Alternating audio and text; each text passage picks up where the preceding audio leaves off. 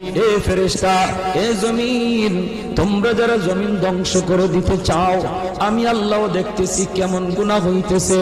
যেই মানুষ আমি আল্লাহ এত আদর করে বানাইলাম, আসমান আল্লাহ বানাইছেন কুন ফায়াকুন বইলা, ফেরেশতা আল্লাহ বানাইছেন কুন ফায়াকুন বইলা, জমিন আল্লাহ বানাইছেন কুন ফায়াকুন বইলা, কিন্তু আমারে আপনারে আল্লাহ পাক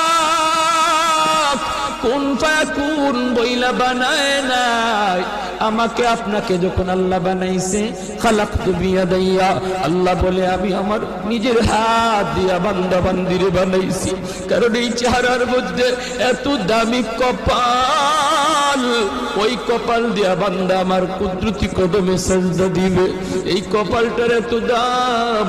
এই কপাল কুন ফায়াকুন বললে হয় না, এই কপাল ফেরেশতাদের হাতে বানাইলেও হয় না, আমি আল্লাহ নিজের হাতে বানাইছি।